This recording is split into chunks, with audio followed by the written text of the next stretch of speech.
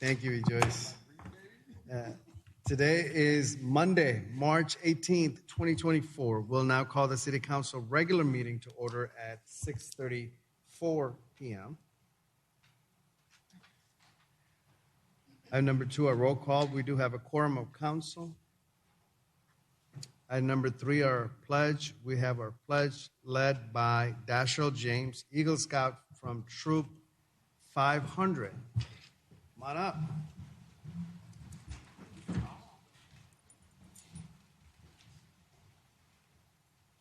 Everybody, please stand. I pledge allegiance to the flag of the United States of America and to the republic for which it stands, one nation, under God, indivisible, with liberty and justice for all. Thank you.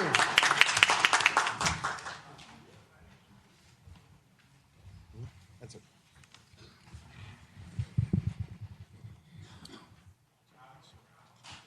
All right. Well, thank you. I just wanted to recently just mention that Dashiell James, he's been recently got his Eagle Scout from, so we're excited about that. I know you were running out of here, but congratulations to you. We'll definitely have you come back up here. Mayor, can I add, Dashiell is also a member of the Missouri City Sugarland chapter of Jack and Jill of America, and he's here with his parents, Daryl and Shashala James. Yeah, come on.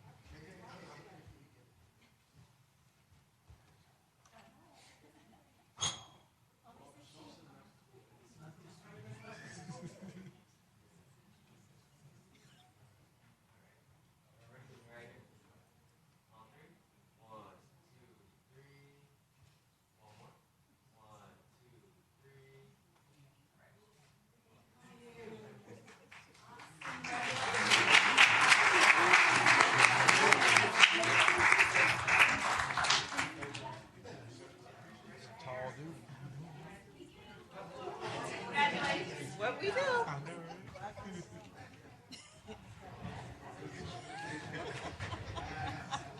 Sorry. There you go, baby.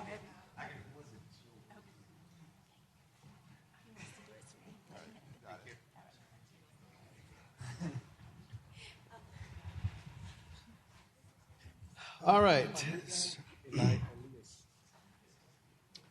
Item number 4, our presentations and recognition. It looks like we have more presentation and recognition than the actual agenda, right? So we're going to start with item 4A, which is a proclamation recognizing the Greek Independence Day. We have a presentation by Anthony Maroulis, our council member of District C. All right, Father Stelios, Council, and Costa. Good evening, everyone. Good evening. It is my honor, pleasure, as a first-generation Greek American, to present and to honor my country, my mother's country, for Greek independence. And I have 3 guests tonight that we're going to have some conversations around what independence is, what the Greek flag stands for, and then also a little bit about the religious aspect of it. So first, I'll have Councilor Lambros to speak to that. Mr. Mayor of Missouri City, dear council members, I can think of no better place than the U.S. to celebrate the birth of the modern Greek state. The U.S. is a country that was founded on the Greek model and has defended and promoted democratic values ever since. In exactly 1 week from today, Greece celebrates 203 years from the beginning of our War of Independence. And in a strange but interesting twist of historical fate, it was the Greek people who were inspired by the foundation of American democracy when they rose against their oppressor to fight for their own freedom. What Americans had shown us by their example was that liberty can be fought for, and even when against the odds, won. Right from the very beginning, therefore, our forefathers looked across the Atlantic for support. From the distant Peloponnese, the leaders of the Greek Revolution of 1821 sent a letter, an appeal to the American people in the spring of 1821. They spoke of the natural sympathy that the Greeks felt for Americans and the thirst for freedom that had both derived from the ancients. In imitating you, they wrote, we imitate our own ancestors. We shall show ourselves worthy of them in proportion as we resemble you. The founding fathers of the USA were moved and impressed. Light and liberty are instead the advance, wrote Thomas Jefferson on learning of the news from Greece. It seems that the flames kindled on the 4th of July of 1776 have spread over too much of the globe to be extinguished by the feeble engines of despotism. Even today, we have not forgotten the American volunteers who sailed across the Atlantic to fight alongside us. Some of them gave their lives for our freedom. Their names are honored and their graves are still cared for. Ladies and gentlemen, over the last couple of centuries, our two countries have always worked closely together, and the bilateral relationship never stopped growing to such an extent that it reached an all-time high in the last couple of years. In fact, it reached a strategic level. In this context, our Prime Minister had the privilege to be the first Greek Prime Minister to address a joint session of Congress less than 2 years ago. Our bilateral relations have strong and solid foundations built on our common values and struggles for freedom and democracy. And it is very, very interesting to see. It's not a coincidence that our two countries, since their independence, have never been involved in a war against each other. In fact, we fought side by side in World War I, in World War II, then in the Cold War, and more recently we joined forces in the Ukrainian and the Middle East crisis. The recently updated Mutual Defense Cooperation Agreement is a powerful testament of the Greek-US enduring strategic partnership, as well as of our commitment to promote peace and prosperity in the Eastern Mediterranean and beyond. This agreement has already proven its worth, as the US armed forces have been making extensive use of Greek military installations for various purposes, including in the context of the Ukrainian and the Middle East crisis.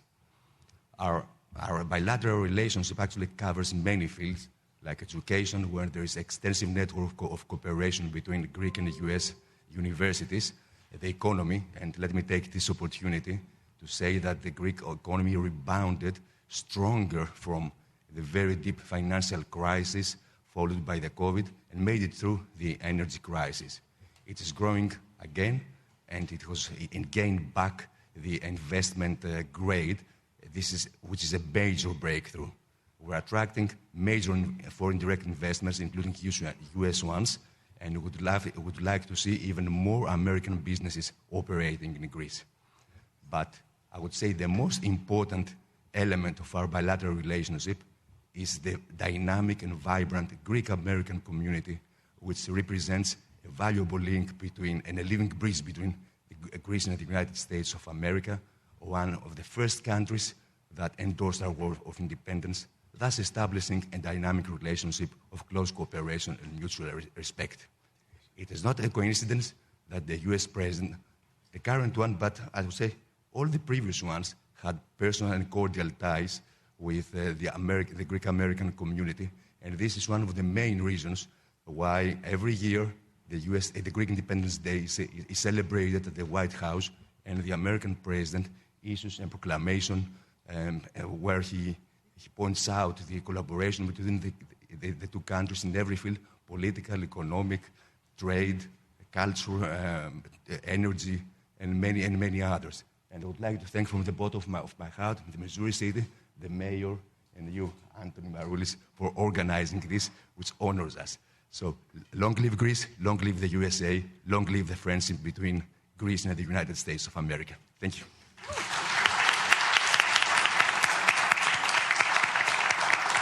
So, Consulate of Greece, thank you so much.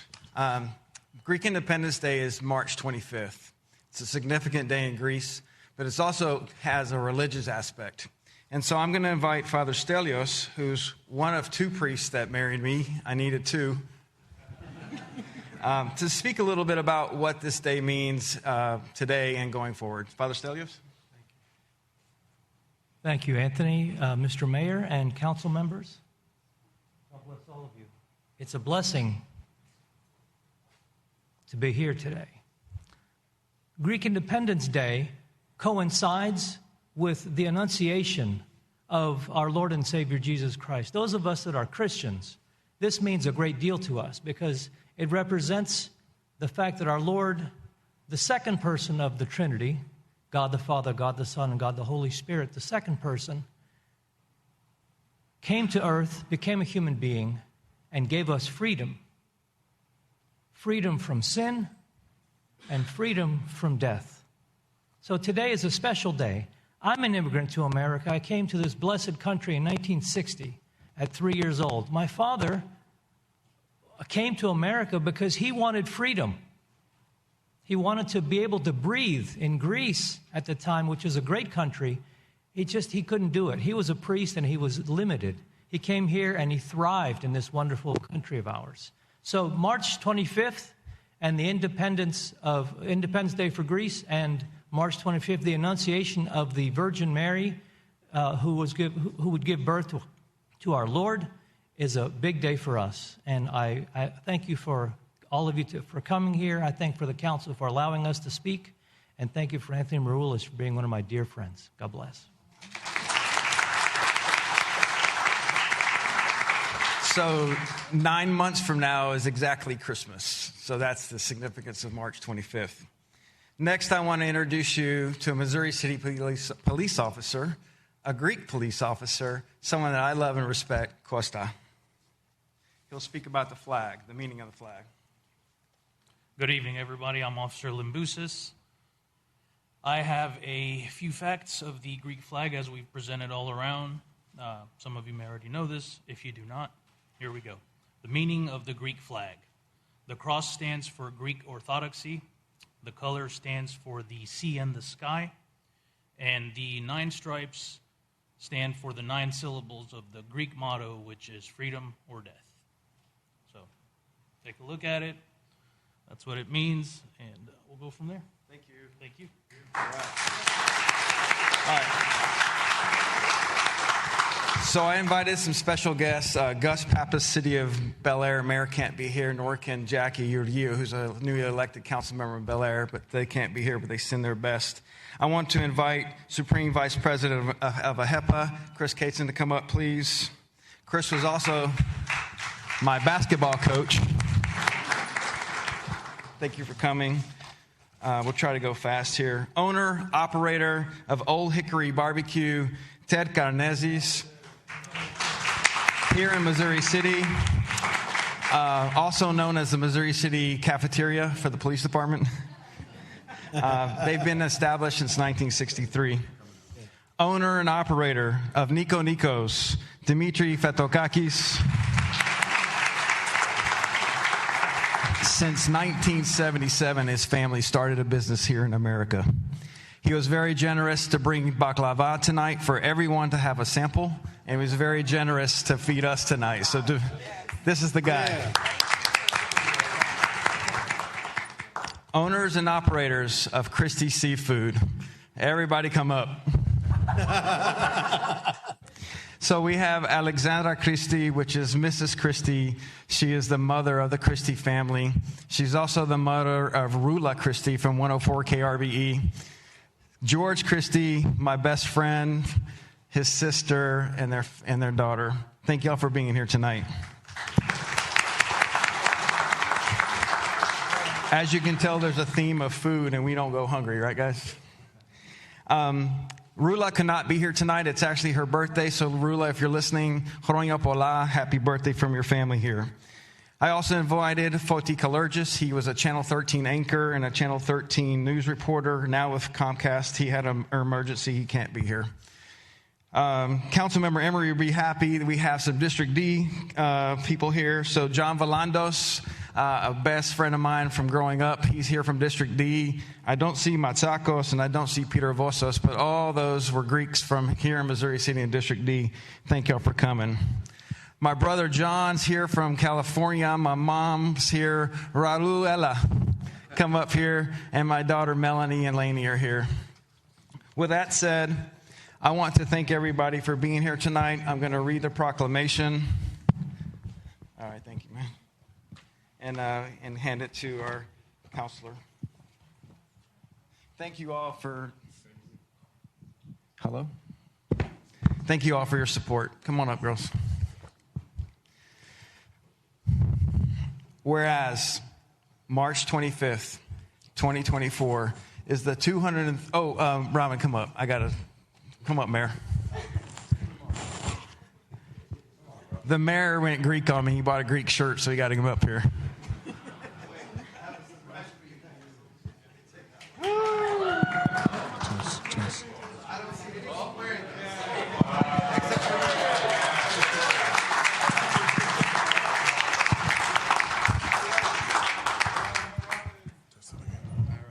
Yeah, everybody. All right. Sorry it's taking so long. Whereas March 25th, 2024 is the 203rd anniversary of Greek Independence Day. Whereas the lessons of ancient Greek democracies are among the greatest and most enduring ever taught.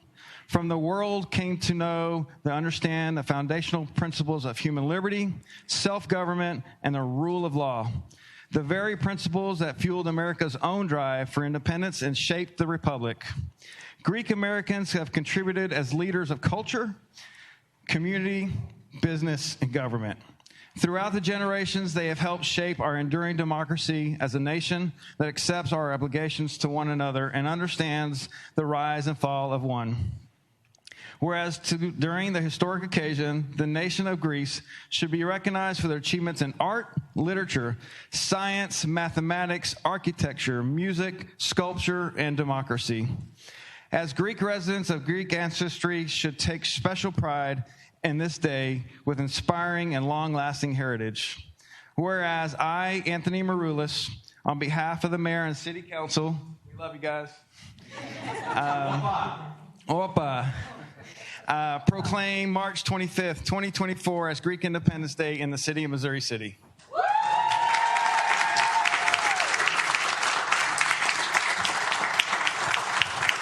Baklava for everybody.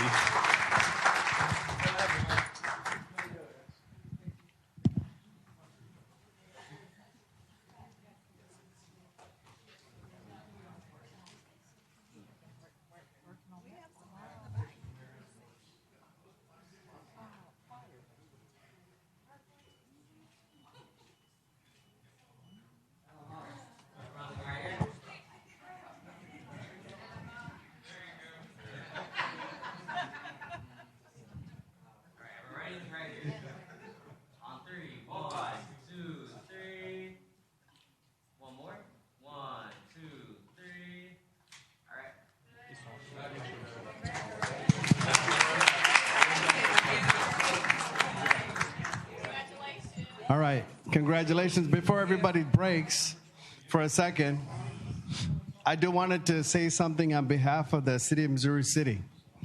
To the Honorable Consul General and to all of you who are here today. City of Missouri City, we offer our exciting your Independence Day. This is the first time Councilmember Maroulis is putting this event out here in the city of Missouri City.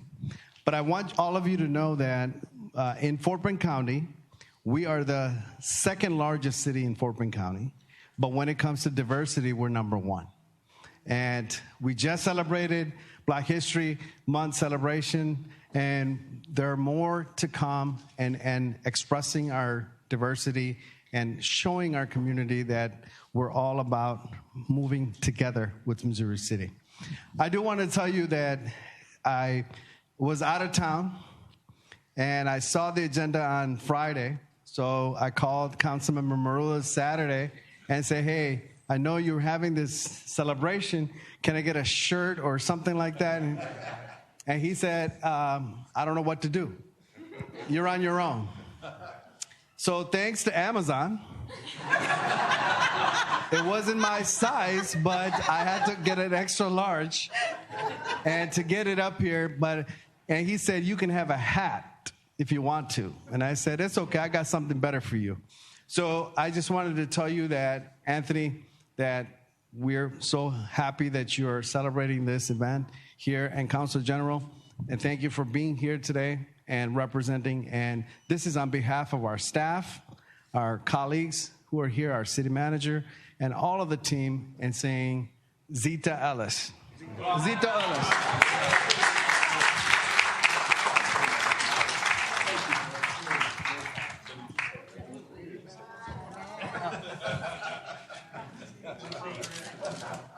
Opa. Opa.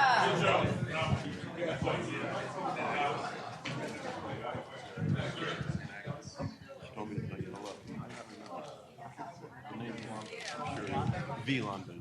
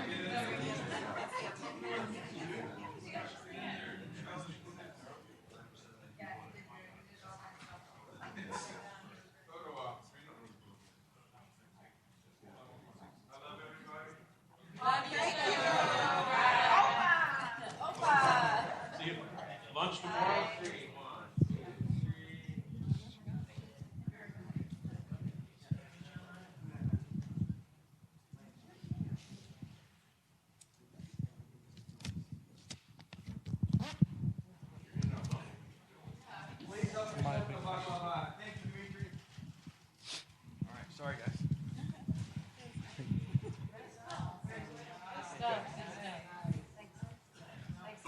All right, Councilmember, if my big fat Greek wedding is over, we can continue.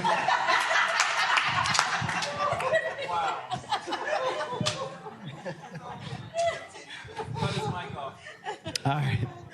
Item 4B is to recognition of Edison Arts Foundation. So we have Troy and Charity Carter. Please come on up. While they do that, I'm going to ask my colleagues to come down also.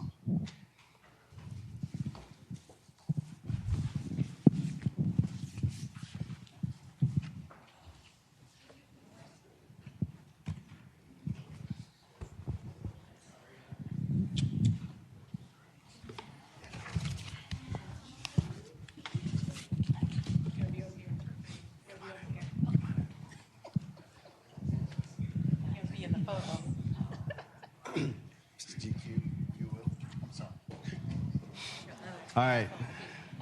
So the last month, we celebrated our Black History Month celebration. Greeks.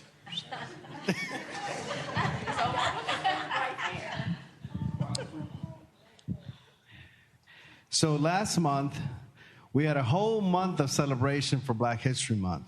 So I wanted to take this opportunity to thank Edison Arts Foundation, Troy and Charity for helping City of Missouri City with the whole month of celebration. As we all heard, you know, typically cities give a proclamation like Councilmember Merles just did, and that's it. But we had 7 programs, 7 programs celebrating with City of Missouri City for this celebration, and one is my favorite, which is our Freedom Walk, and it was our 3rd annual Freedom Walk. And so we're so excited about it. Next year, I think Jason Mangum had said, our assistant city manager, that the park will be ready. That's what he said. That's what he said. He's looking the other way. But I also wanted to let all of you know that without the help of Jason and Donnie Hayes, our parks director, is he here today? Donnie? He's not here? So Jason, come on up. Anybody else from the parks department that's here? Nobody else. Okay, they didn't know this was happening today, huh? But they did a lot of work. And communications, Andre, come on up here.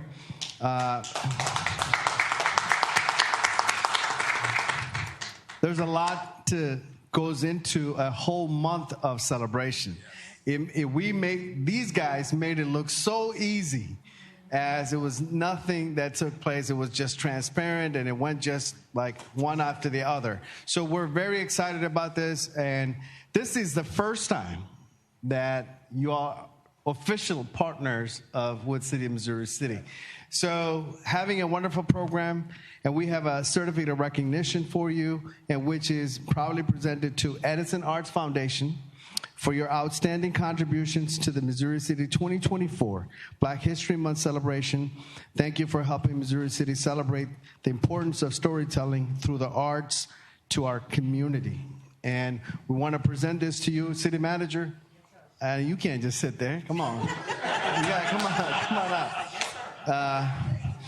And it took, and I'll tell you, I think it was in Thanksgiving we started the planning for this, and it took a whole 2 months, 2 to 3 months, and planning this out. So we had a lot of elected officials, judges, and all other partners, vendors that contributed to the celebration. We want to thank all of you. And I initially wanted to give a certificate to everyone, but they said, no, it's going to take forever. So we're going to hand it to you and hoping that you all will hand that out. So with that, Charity and Troy, any words? First of all, thank you, Mayor, Council, for this opportunity. Thank you and congratulations, Councilmember Anthony Amaroulis, and happy Greek Day, Greek celebration, Independence Day. Thank you, Greek Independence Day. It's wonderful. I got a little blue. Yes. We, Edison Arts Foundation, enjoyed the opportunity to celebrate all month long, and we talked about it afterwards, and this was the best year yet. The City of Missouri City just made things so seamless and wonderful, and we thank you for this opportunity, and we look forward to doing even better next year. All right. We're going to hand this to you.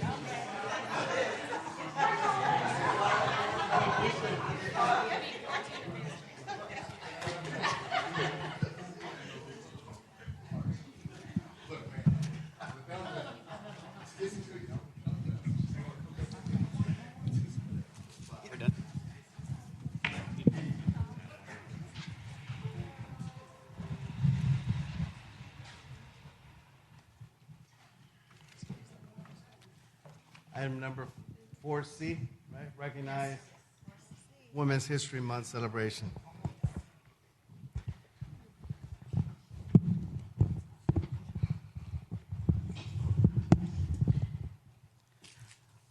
First of all, happy Women's History Month to all in Missouri City. And I know last week we didn't have our city council meeting, so we're a week away, but it's never too late to celebrate our women who are being honored, especially during this month. When I thought about this recognition, city manager had mentioned it to me that maybe we can recognize during this council meeting. And now we just celebrated our Black History Month celebration. So during my time off, I did some little research. And what I found might be interesting to you, and I would just like to point some of these things out. In the early 1780s, Massachusetts created their first state constitution. Now, this constitution was created just years after the Declaration of Independence. In fact, in the first words written in their first state constitution, it reads, "All men are born free and equal." Now, at this time, it was a tradition, the way you got this information out, well, you call this legislation or these laws that went into place in the 1780s, that you would read this event, this news, or this piece of legislation in the town square of each of the cities in Massachusetts. So the story has it, when it was read at one of the town squares of a smaller city in Massachusetts, there was an enslaved woman by the name of Mambeth who's walking through that town square. And in her enslaved state of mind, she hears those words that everyone in Massachusetts is born free and equal. So, of course, she's confused, but instead of living with the said confusion, she takes it to the court. She took her slaveholder, John Ashley, to court. She sued for her freedom, and her lawyer argued that she should be free because the institution itself is unconstitutional in the state of Massachusetts. And she wins.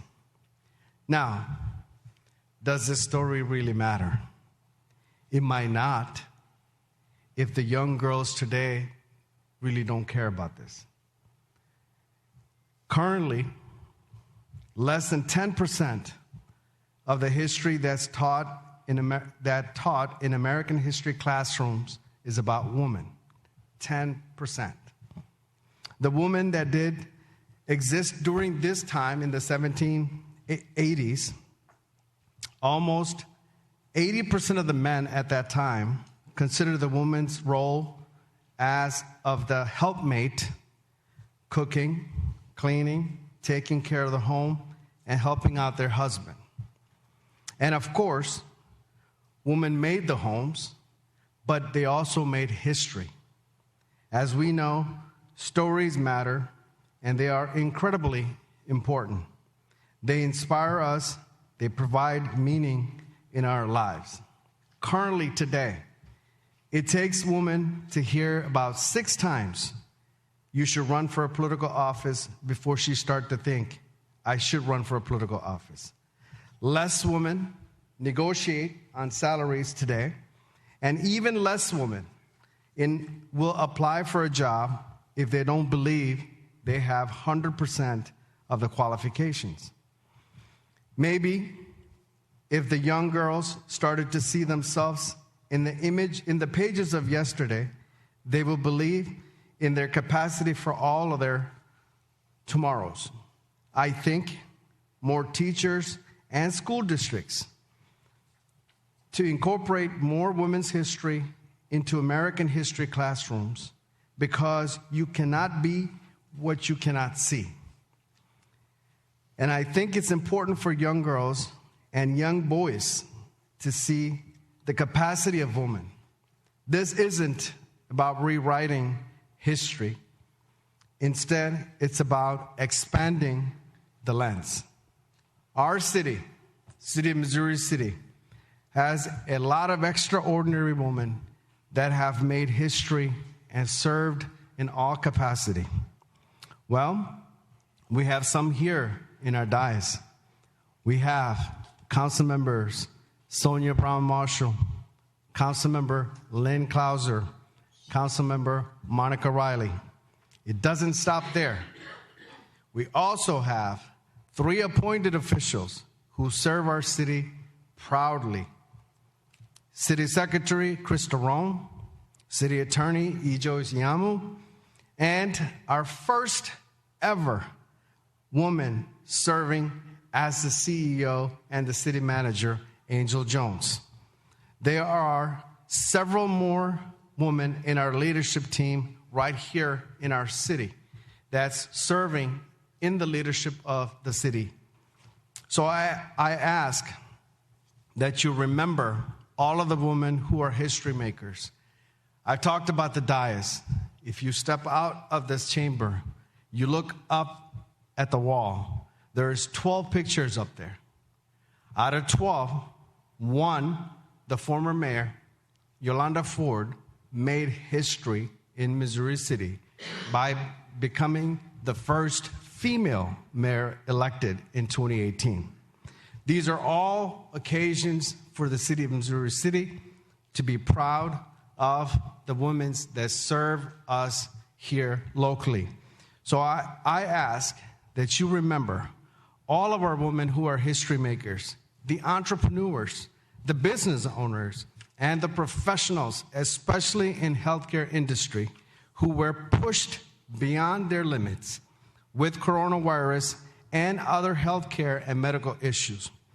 While Missouri City celebrates the Women's History Month this month, but I ask that we celebrate Women's History Month all 12 months.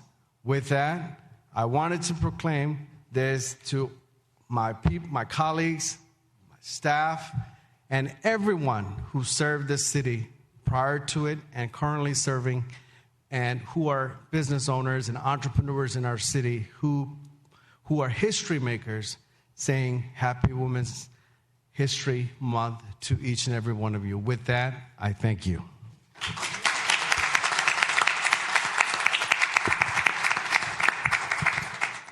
If I can have the Councilmember Lynn Clauser, Councilmember Brown Marshall, Councilmember Riley, and our city appointed officials, and the staff who are here who are representing the city in any type of form or fashion to come up. I don't have a proclamation, thanks to Gerald, but I'm going to hold this. Oh, wow.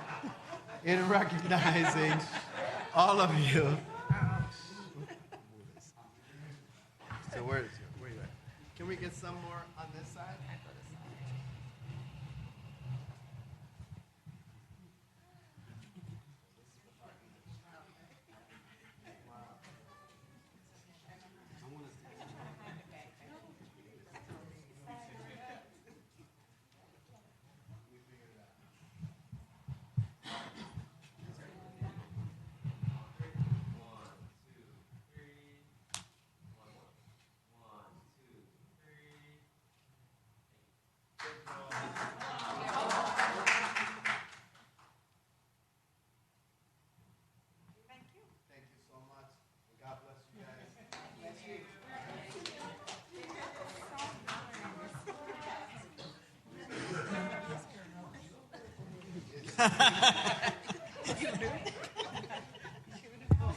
Yeah, that's how it goes.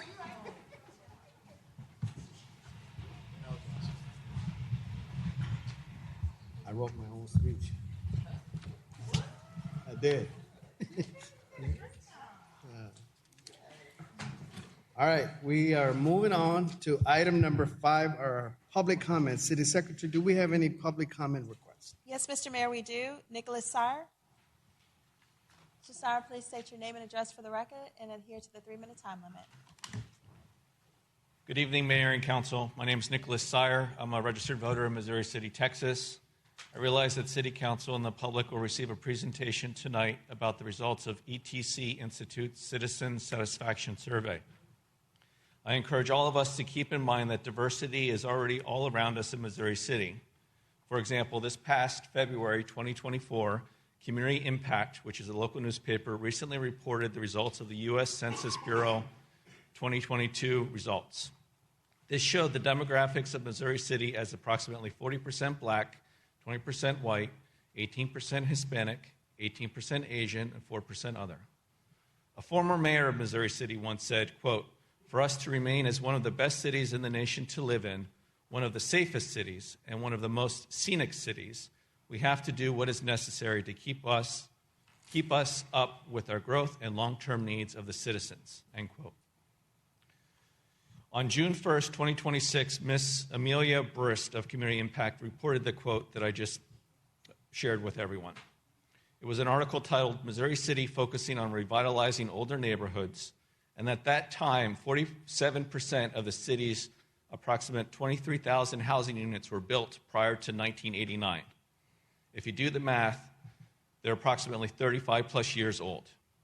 In my mind, that 47% figure continues to hit home with the citizens in 2023 based on those survey results. When we look at the ETC survey that will be shared tonight, which will disclose a 95% level of confidence or accuracy, it'll show that the 80,000 citizens want these next items as the top priorities for City Council, and this is on page 20 of the slide deck. Number one is maintenance of the city streets, sidewalks, and infrastructure at 55%. Number two was overflow of traffic and congestion management on the streets. That was 42. And number three was quality of police and fire services at 40%. In my mind, the topic of prioritizing expenses for city streets, sidewalks, and infrastructure cannot be overemphasized enough. As a quick history lesson, the city of Missouri City engaged Fergro USA Land, Inc. to prepare a pavement management analysis in 2019. In that report, there was a table 5.3, and they disclosed some financial figures related to the costs that would be involved with fixing the various infrastructure by district. District C, fortunately, had the lowest budget need at $88 million. District B totaled about $111 million. District D was at $126 million. And I'm sorry to say that District A had the largest budget need at approximately $133 million. Now, this report was 4 years ago, and it's probably increased since then. I encourage Missouri City to focus on these matters. Thank you. Amjad Kakar.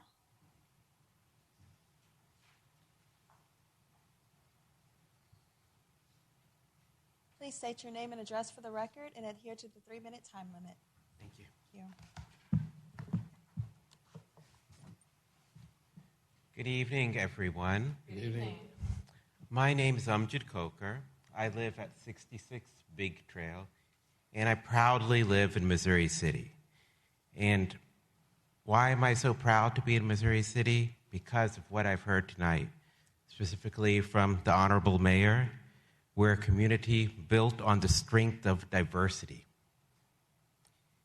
With that comes a deep understanding of historical injustices.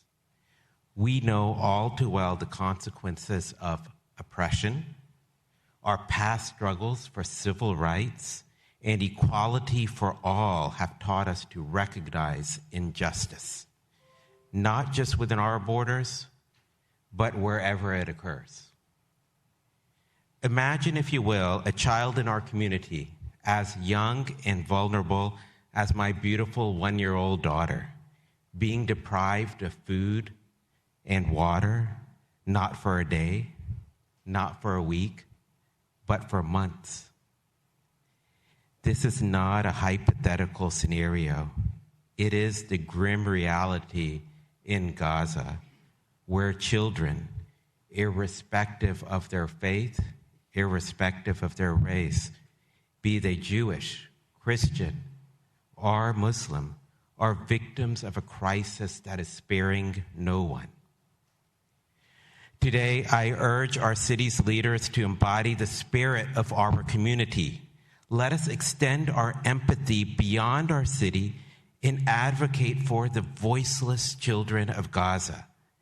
Let's adopt a ceasefire resolution that reflects our commitment to humanity, asserting that in no society, under no circumstances, should the killing of children and the denial of basic human rights be tolerated.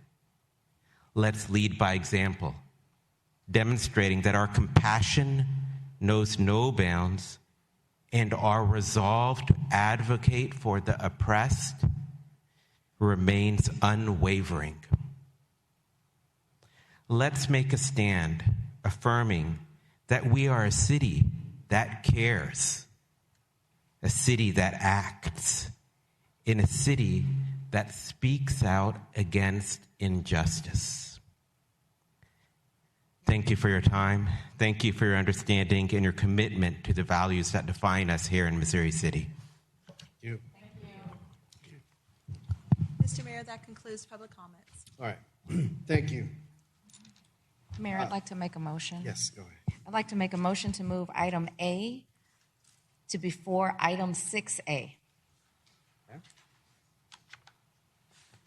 And my keypad would not work. That's why I made the verbal motion. None of words. Okay, there it goes. Okay, it's working. All right, so there's been a motion to move item 8A to before item 6A. Is there a second? It's been a motion by Councilmember Clauser, second by Councilmember Morales. If there's no discussion, let's go ahead and vote.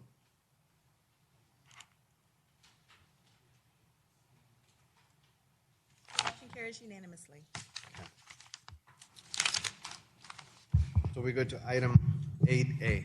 A resolution of the City Council of the City of Missouri City, Texas, authorizing the publication of the Notice of Intention to issue City of Missouri City, Texas combination tax and revenue certificates of obligation in a principal amount not to exceed $7.5 million for the construction of public works and any items related thereto, and for the payment of contractual obligations for professional services, authorizing the distribution of a preliminary official statement relating to such certificates and containing other provisions relating thereto. Thank you. We have a presentation by our Chief Financial Officer, Monique. Yes. Go ahead. Good evening, Mayor and Evening. Council. Good evening. I'm going to be presenting our proposed. Sorry. Am I doing this one? Okay. Sorry. Our proposed debt issuance for fiscal year 2024. Our notice of intent is specific for our certificates of obligation, but I wanted to give a little background information on the projects that we will be proposing upon issuance of approval of the issuance and from both the general obligation and the certificates of obligation. Under our general obligation series, we're going to issue debt for drainage, streets, parks, and facilities. Under drainage, the projects. If I may, this item only relates to the certificates of obligation, so if you could restrict the presentation to Just that this item. okay, Yes, please. Sorry. Okay, so for the certificates of obligation, utility projects are going to consist of the regional surface water treatment plant cleaning for $2 million, the transmission line to the Mustang Bayou service area for $2 million. We have the design for the 3,000 GPM well at South Sienna for $500,000. The regional surface water, the design and construction for the treatment plant for the 1.5 MGD ground storage tank, and the treatment plant intake screen, the design and construction at $1 million, which is giving us a grand total of the 7.5 for debt issuance under certificates of obligation.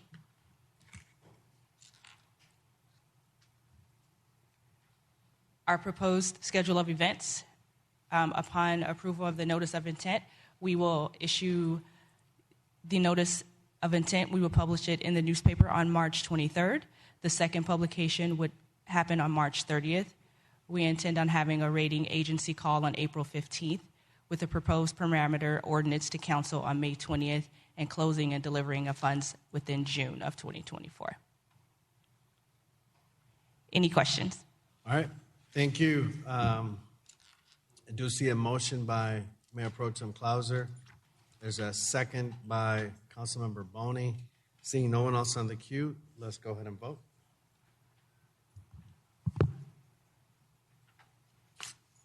The motion carries unanimously. Thank you. Thank you. We are going back to item 6 is staff report, 6A, which is city manager's report to provide an overview of consent agenda items and announcement of community interest. City Good manager. evening, Mayor and Council. Good evening. This is an opportunity to provide an overview of the consent items for the public, because generally those items are approved without discussion. The first item, B, being this action would enable the city to participate in the Sourcewell Purchasing Cooperative. This source is primarily used for Johnson Control. They provide our life and safety inspections and repairs. The next item will allow the Exchange Club of Fort Bend to post child abuse signs on Highway 90A and Pleasant Street in April. April's Child Abuse Month. And the difference between this annual request and prior years is we're asking for 3 years of approval in this consent item. The item D is the second and final reading of an ordinance to request the closure of a segment of East Hampton Circle and Cathy Avenue to vehicular traffic for safety reasons. This item was approved unanimously at the last meeting. The next item is the second and final reading to change the ordinance to enable 2 changes. The timing of the incentive payout for new hires to ensure police officers finish the FTO program prior to any payment. And the second, it changes the requirement of being TCOLE certified within 100 days of the test date to allow us to recruit applicants earlier in the academy. This item was approved unanimously at the last meeting as well. And then the last item, F, similar to police, second and final reading to change the ordinance to allow 1/2 of the incentive pay at 10 weeks and the second half closer to the end of a full year, but not more than 365 days. So that's it for the consent items. And the only thing that I would like to announce is I will be joining HCC on March the 23rd. I think that's this Saturday for their regional spelling bee contest they will be having on their campus here in Missouri City. So they are getting prepared for the National Spelling Bee, which will take place in May. So that concludes my report. All right. Thank you, City Manager. Thank you.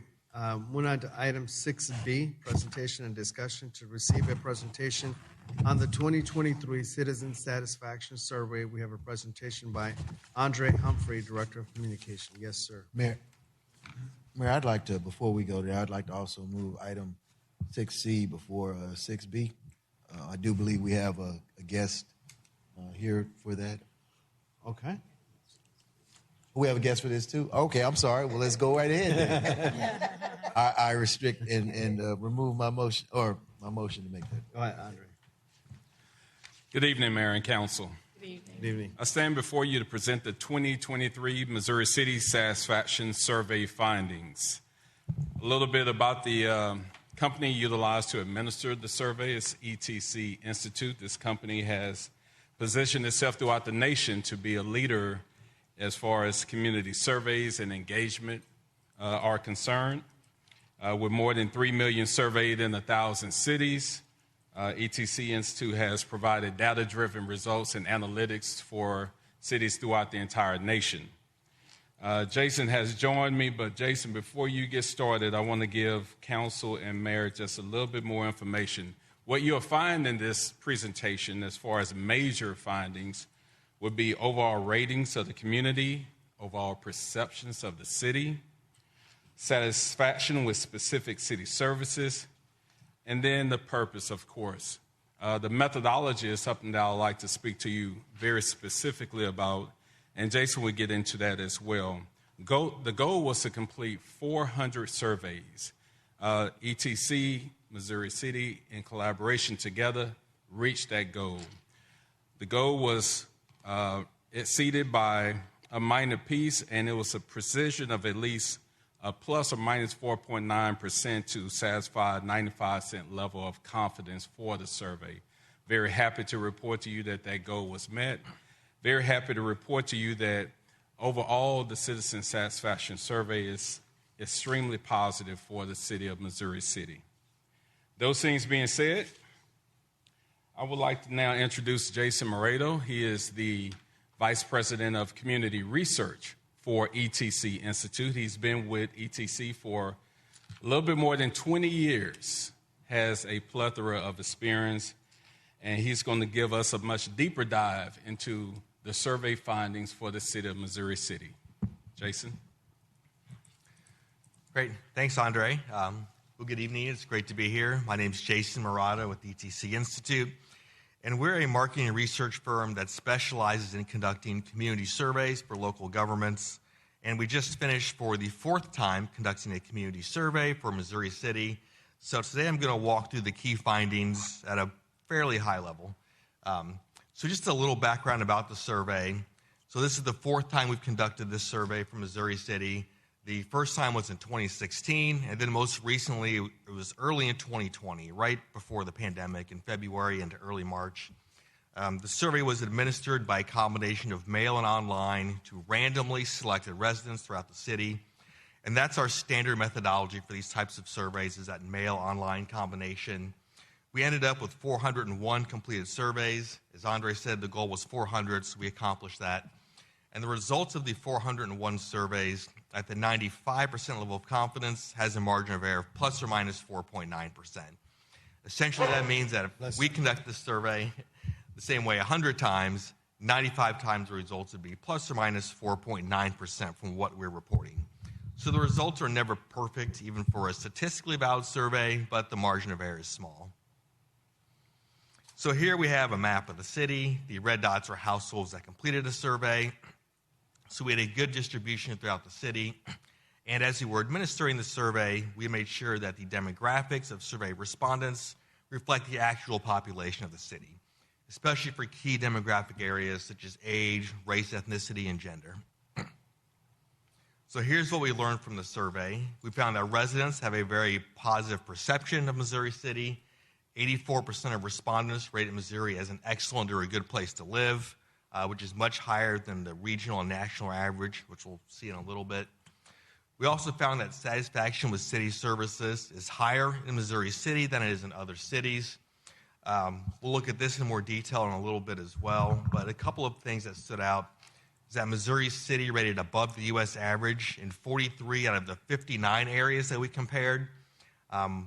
In particular, I wanted to point out that satisfaction with the overall quality of city services is 8 percentage points above the U.S. average.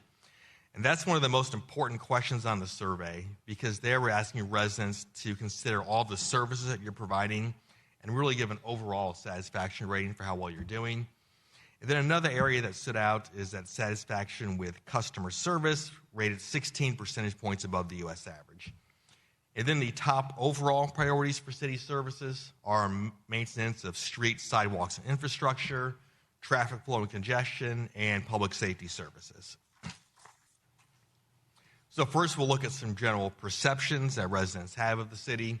So this was the very first question on the survey. We asked residents to rate their perceptions of Missouri City in a number of different ways. The dark blue are ratings of excellent, the light blue is good, the gray is fair, and then the pink are ratings of below average or poor. So the blue are the positive ratings, the pink are negative. Overall, the positive ratings far outweigh the negative. You can see that most respondents rated Missouri City as an excellent or a good place to live and to raise children. Most are also feel Missouri City is a place they're proud to call home. And if you look at the third row from the bottom, 64% of respondents feel that Missouri City is moving in the right direction, compared to only 14% who don't. Here we ask residents to rate their perceptions of Missouri City in other ways. So on this chart, the dark blue are those who are very satisfied, light blue is satisfied. The gray is neutral, and we interpret neutral as average or meeting expectations. It's a rating of a 3 on the 5-point scale, so it's not a bad rating. And then the pink are those who are dissatisfied or very dissatisfied. So again, the blue are the positive, the pink are the negative. And then once again, the positive ratings overall far outweigh the negative. If you look at the top of the chart, almost 70% of respondents rated Missouri City are either very satisfied or satisfied with the overall quality of life in Missouri City. And then if you look at the bottom row, 57% are either very satisfied or satisfied with the overall quality of city services. And that's compared to only 10% who are dissatisfied. So you have almost a 6-to-1 ratio of those who are satisfied versus dissatisfied with the overall quality of city services. So here we ask residents to rate major categories of city services. In this question, we ask residents to rate these areas at the big picture, departmental level, and then later on in the survey, we asked about some more specific areas within some of these categories. So once again, overall, the positive ratings far outweigh the negative. The lowest rated area was traffic flow, which is that bottom row. But even for that, you had 47% of respondents who were satisfied compared to 29% dissatisfied. And if you look at the top of the chart, there are 5 areas where less than 10% of residents were dissatisfied. So that includes police and fire services, trash and yard waste, parks and recreation, emergency preparedness, and then for customer service, you had only 12% who were dissatisfied. So here again, we have a map of the city, and what we did here is broke the results out by census block group. So these are small areas, and this tells us if residents in different parts of the city have different perceptions of the city or rate services differently. We create a map like this for every question on the survey asked on a 5-point scale. So there's about 70 to 80 maps in the report. This one is for how residents feel about Missouri City as a place to live, and you can see the entire map is blue. Quite a few areas are dark blue, which is the highest possible rating. So this tells us that residents in all parts of Missouri City are satisfied with Missouri City as a place to live. And then this map is for how residents feel about Missouri City as a place to raise children. Again, the entire map is blue, meaning that residents throughout the city gave positive ratings to Missouri City as a place to raise children. So I mentioned earlier that satisfaction with city services is much higher in Missouri City than other cities. You rated above the U.S. average in 43 out of the 59 areas that we compared, and that includes 26 areas where your ratings are significantly higher. So in other words, 5% or more above the U.S. average. You also rated above the Texas average in 36 areas and significantly higher in 30 of those areas. So for these next few charts, the orange bar are Missouri City residents who are either very satisfied or satisfied. The blue bar are the satisfaction ratings for residents throughout the state of Texas. And then the gray bar are the satisfaction ratings for residents from all across the country. And this is based on a national survey that ETC Institute conducts annually with randomly selected residents all across the country. So this first chart's for overall perceptions of the city. You can see Missouri City rates much higher than other cities as a place to live, as a place to raise children, as a place to retire. As a place to live especially stands out.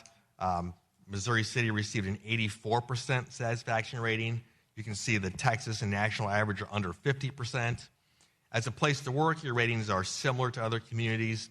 The only area that rated lower was as a place to visit. Here are more perceptions of the city. What stands out here, if you look at that second row down, 57% of respondents are satisfied with the overall quality of city services. You can see the Texas average is 50%, national average just under 50%. So you're 8 percentage points above the U.S. average, and that's one of the most important questions on the survey. And then if you look at the second row from the bottom, 50% of respondents are satisfied with the value they receive for city tax dollars and fees, which might seem like a low number, 50% satisfaction rating, but you can see the Texas and national average are just around 30%. So for that question, 50% is actually a very high rating. Here are comparisons for major categories of city services. You can see in just about every area, Missouri City rates significantly higher than other communities. That includes trash and yard waste, public safety, parks and recreation, emergency preparedness, customer service, maintaining streets, sidewalks, and infrastructure, communication, enforcing codes and ordinances. Traffic and congestion did rate significantly higher above the Texas average, but just a little bit above the U.S. average. These comparisons are specifically for police services. You can see there are several areas where your ratings are similar to other cities. Areas that did rate significantly higher are the overall quality of police protection, how quickly police respond to emergencies, and then police safety awareness education programs. For public works, there are also several areas where your ratings are similar to other communities. The one area that did rate much higher is the condition of major streets, but a couple of areas that rated lower were street lighting and then sidewalks. And then here are comparisons for trash services. In all four of these areas, Missouri City rates significantly higher than other communities. So that includes trash collection, yard waste, curbside recycling, and then bulky item pickup. So now we'll look at top priorities. We saw earlier how satisfied residents are with major categories of city services. As a follow-up question, we asked which of these services should receive the most emphasis from city leaders over the next 2 years. So you can see the top priority is the overall maintenance of city streets, sidewalks, and infrastructure. The second and third highest priorities were traffic and congestion, and then police and fire services. So this is something we call the important satisfaction rating. This analysis is based on two different types of data, which we've seen already, the level of satisfaction and then the level of importance. The idea behind this is that the services that have a combination of low levels of satisfaction, but at the same time are rated as the most important, should be the highest priorities to focus on. So this first chart's for major categories of city services. The areas in pink are the highest priority. That includes maintenance of city streets, sidewalks, and infrastructure, and then traffic flow. And then yellow, you have the next level of priority, which is communication, and then enforcing codes and ordinances. So these are the priorities specifically for public safety services. You can see the highest priority is visibility of police in neighborhoods. Other high priorities include just overall efforts to prevent crime, visibility of police in commercial areas, and then enforcing traffic laws. These are the priorities for public works services. You can see the top priorities are sidewalks, street lighting, neighborhood streets, street drainage and water drainage, and then major city streets. And then for code enforcement, there are 5 areas that are rated as the highest priority. The highest one is enforcing the cleanup of junk and debris on private property. That just missed being in the pink, which would be the very high priority. The other highest priorities are enforcing mowing and cutting of weeds and grass on private property, enforcing the exterior maintenance of residential and business properties, and then removing abandoned or inoperable vehicles. So we've got a couple other findings to take a look at. We asked residents what are the most important reasons in deciding to live in Missouri City. So dark blue means that's a very important reason. Light blue is important. Gray means not sure or don't have an opinion. And then the pink means it's not important. So the most important reasons that residents decide to live in Missouri City is safety and security, types of housing, quality of public schools, having access to quality shopping, and then the availability of affordable housing. And then we asked respondents which of these services are the most important. You can see the most important were law enforcement personnel, programs and activities, public infrastructure programs that include streets and sidewalks, and then fire and life safety personnel, programs and activities. So just a quick recap, we saw that residents have a very positive perception of Missouri City. There's a lot of examples of that, but one that really stood out is that 84% of respondents rated Missouri City as an excellent or a good place to live. Overall, satisfaction with city services is much higher in Missouri City than other cities. A lot of examples of that as well, but especially when it comes to the overall quality of city services and customer service. And then the top overall priorities are maintaining streets, sidewalks, and infrastructure, traffic flow and congestion, and public safety services. So that is everything that I had. Does anyone have any questions or comments? All right. Thank you so much for the presentation. I do have maybe possibly a question, if not a comment. First of all, thank you for doing this. This helps the city staff as well as city council, to look at, what's coming up in the future of where Missouri City is. So I think this is very important. City Manager, I did hear during the public comments, there was an issue that was raised, towards adding more, and we can see in the survey here, that was a lot about public works, street, and sidewalks, and so often. So if my memory serves me correct, the Finance Committee that's chaired by Councilmember Boney and others have gone into address this issue with additional fund balance policy that we have. Can you explain so that citizens can understand what that policy was? Yes.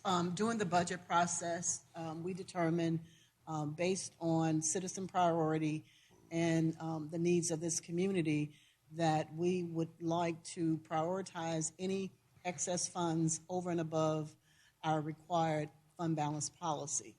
At the time that policy is 30%. So anything over the 30% fund balance is dedicated, one, primarily to prevention for streets and sidewalks. Right now, that fund has about $11 million in it that will be used to address priority streets and sidewalks based on the data that we have collected that assigns a numerical number to the condition of each of our streets. And so we're periodically going through that based on that numerical system. So we have definitely, through council action, taking priority to ensure that we're focusing on streets and sidewalks. Okay, so would you also say that, that prior to the survey, this was a proactive approach by the Finance Committee in coming back to you and with your office and with the staff, making sure that excess amount of fund policy that we have, that we're spending in understanding that we can't meet all the needs all the time, but the fact that it is a continuation rather than what's budgeted, right, in addition to the budget. Correct. Is this approach that's going. So it is something that your office is working through. Absolutely, and just let me be clear for the public, we don't operate in a vacuum. We know that in every community, our streets and sidewalk, our infrastructure is important. And so one of the things that was a priority for this council and for staff is to ensure we're putting aside resources for those priorities. Okay. Well, now my comment is to Finance Committee Chairman, Councilmember Boney, and Councilmember Emery, and Councilmember Maroulis. Thank you for your leadership. Thank you for looking into this excess amount of fund policy so that we can address these issues that our citizens that put forward with us, even prior to the surveys being delivered by you, Jason, today. This was put forward through this Finance Committee and approved by the members of this council as a entire body of council. So I just wanted to make that comment to be clear that this is what we're working through. Number two, I didn't understand something about the age of housing being 35 years or older or something like that on the comment, on the public comment. Can you elaborate to what that was? I would be remiss in trying to elaborate on what that meant. What I will do is to follow up with the speaker and try to get some information about what was being presented, and I'll report that back at the next meeting. All right. Well, thank you so much. And thank you, Andre. Thank you, Jason. I'm going to yield back, recognizing Councilmember Bourne. Thank you, Mayor. I appreciate it, and thank you for your comments. And thank you for your presentation and Communications Department for bringing this to us. This is very helpful information, as was stated. It's always good to hear. I look at this more as confirmation, things that we've already heard or that we are paying attention to, like the city manager said, we're not operating in a vacuum. We do our due diligence and try to get the information. But I just wanted to point out, in piggybacking on what the mayor was talking about, and thank my colleagues, Councilmember Maroulis and Emery, in that even prior to us doing the suggestions for the revised comprehensive financial policy with the overage of 30% in the fund balance, even the year prior, we came to the city staff, Elena, who was our chief financial officer at the time, and put more money towards streets, particularly sidewalks, as it relates to the overages that we had before we did the revised policy. So we have always identified that we had an overabundance of need when it comes to our sidewalks and our streets in the city. And so now we have a dedicated approach to dealing with that. And so this is more of a confirmation that we're hearing from the citizens that, they see it as a priority. We already knew it was a priority. So that meshes with one another so that we know we're on the right path.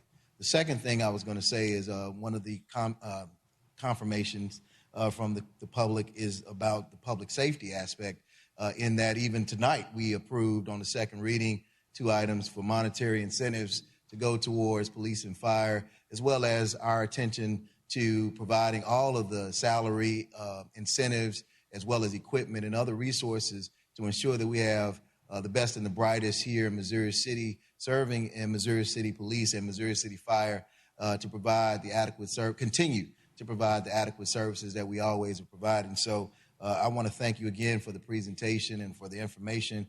And it just lets us know not only do we continue to focus on these areas, but there's a little bit more information in there that help us focus on what else we need to improve on. Thank you. Recognizing Councilmember Brown Marshall. Thank you, Mayor. And thank you so much, Councilmember Boney, for those words.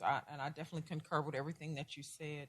To me, the report basically says that council has been more proactive than reactive. And so thank you. The 400 citizens that took the time out to even participate in the survey, I extremely thank you for that. I see an item on here in which I'm extremely passionate about, and that's street lighting in the city of Missouri City. So I'm really glad that that question was posed to those citizens. That way it confirms for me that I kind of feel like it's a little dark, and I've had conversations with city manager and with Shashi in regards to that. So I'm really glad to see that that has risen to the top, and I look forward to working with you, city manager, and us finding some relief to getting some more light in our city. Thank you. Thank you. Recognizing Councilmember Riley. Thank you. I, too, want to say thank you, Jason and Andre, for spearheading this particular survey, because this gives us a lot of great detail and our residents to know that we are on the right track. And I concur with all of my colleagues on their previous comments that we are definitely headed in the right direction, and our citizens and residents are, for the most part, satisfied and pleased with the work and the vision of council. I also want to say thank you to Monique, because based on her report prior to this one, it coincides with the work that we're already previously doing and committing our funds to complete streets and sidewalks and infrastructure, and then to come back and have you present this report. It basically confirms that we are on the right track. So thank y'all. This is great information, and I hope that our residents will go through this with a fine-tooth comb and see that data supports what we're actually getting done here in the city. I do have one question. Were there any comments or notes from the actual survey that may have not been able to fit in this report that you could provide to us in an email or something like that? Not necessarily tonight, right, but if there were anything that was highlighted, maybe you want to share that one or two things. But otherwise, if you could share those details in an email. Yeah, there was a question at the end for open-ended comments where residents could just mention anything they want. It's a separate report. I can send that document. It really covers a wide range of different things. Okay, so, great. Yeah. Thank you. I appreciate it. Councilmember Emery. Yeah, well, most of the questions that I was going to ask have been answered in that, this really confirms what we know or have been working towards, maintaining our infrastructure, our streets, and our sidewalks. It also confirms that we know that we got a great police and fire departments, and they provide a great service. The one thing that I saw, and maybe it's something we'll talk about later, is I think one of the questions that was a little bit low on police was visibility in residents. I know that we have a limited number of people, of officers, and we've got a lot of streets that, and Missouri City is not like Meadow Creek 1 square mile. We've got, I don't know how many, 600, Meadow Place, Meadow Creek, Meadow Place. We've got, a large number. So it's, something that I know that our chief will be working at. And the other was visibility in the retail establishments. So, that's something that I think in today's environment where there's, opportunity for some unsavory characters being in our retail centers, that the presence, of police will maybe stifle that activity. But with that overall, I'm pleased. I think it shows that Missouri City is moving forward.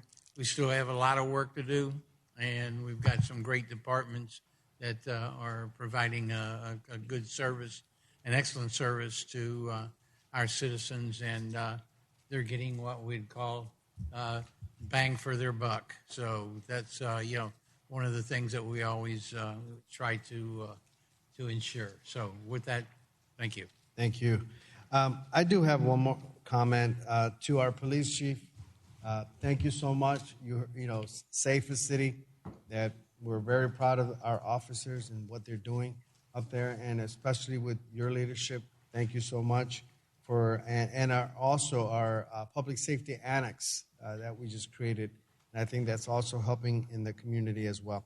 To City Manager, the question that I asked before under the public comments, it's interesting. Social media, you got to love it.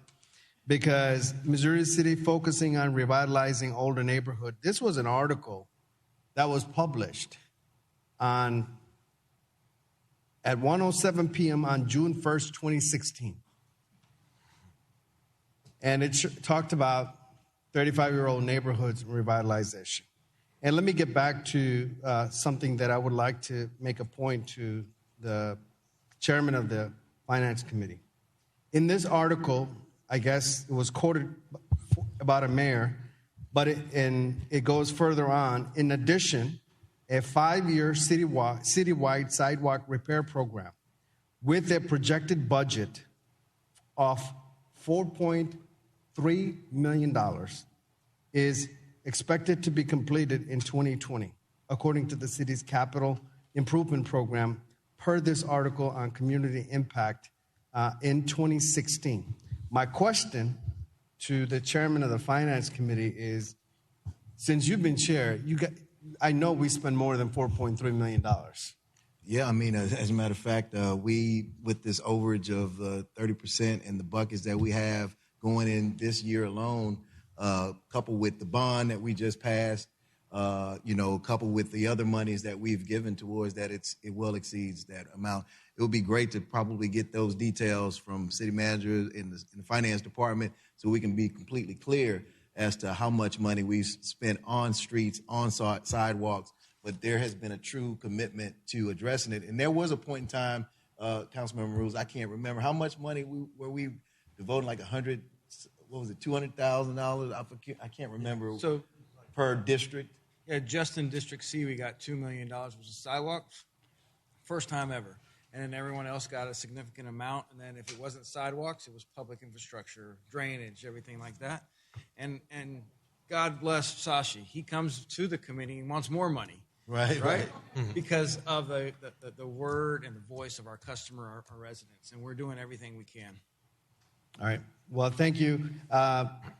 Quoting the former mayor is great, but I just wanted to let everyone know that since 2020, since I've been here, this city councils, all 7 of us sitting up here, have funded more into capital programs as well as in addition to taking care of the district. I'm extremely proud of the district council seats as they have spent enough money advocating for those districts to make sure put the dollar where it belongs. And especially with this addition of fund that came from through the Finance Committee, going back into putting it on sidewalks and repairs and street repairs in addition to the fund balance money. So I want to clear it up.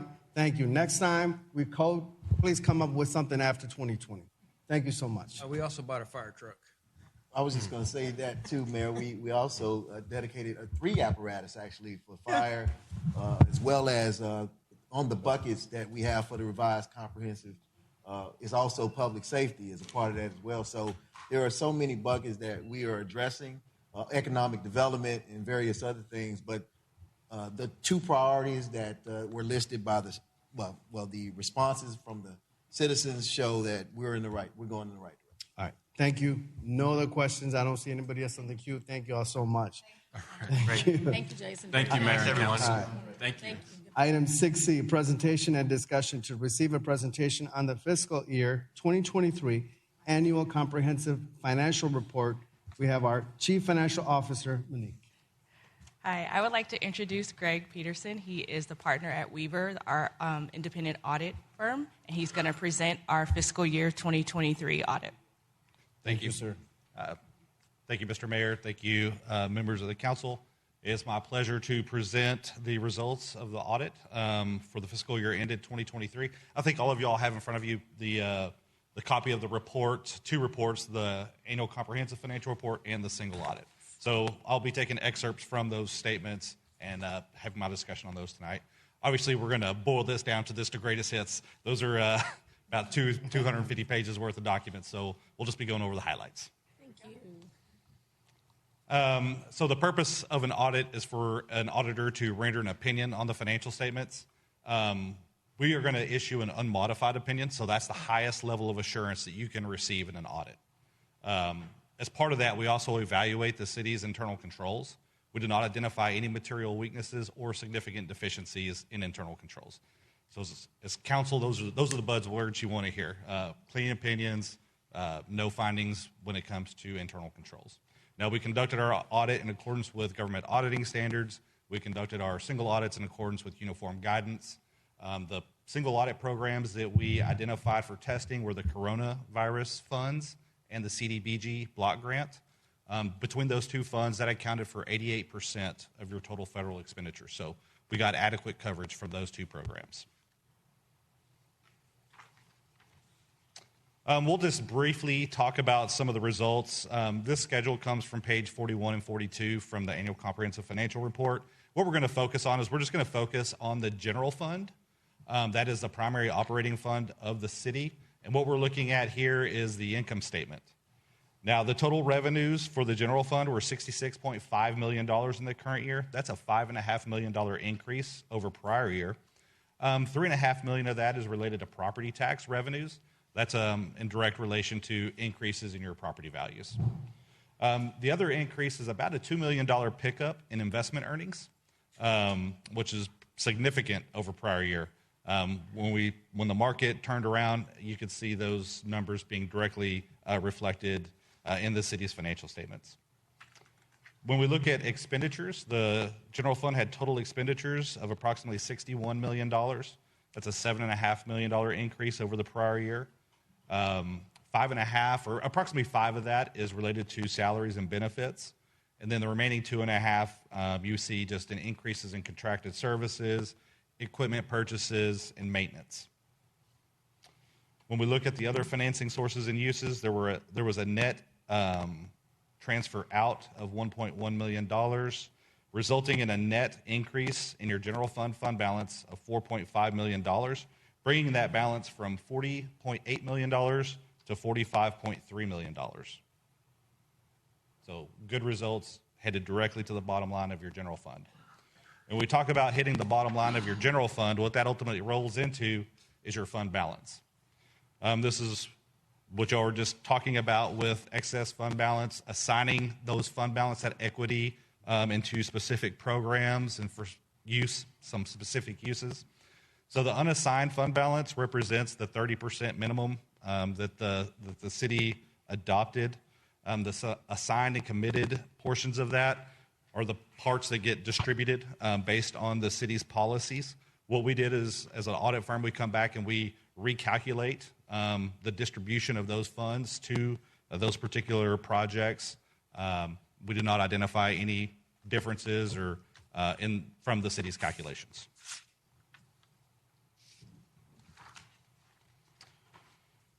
Next, we'll go over the Water and Wastewater Utility Fund and the Surface Water Fund.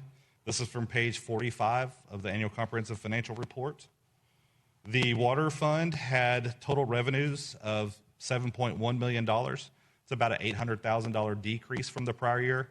That decrease is specific to a decrease in impact fees.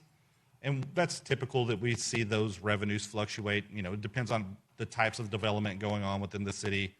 So those numbers do fluctuate year over year.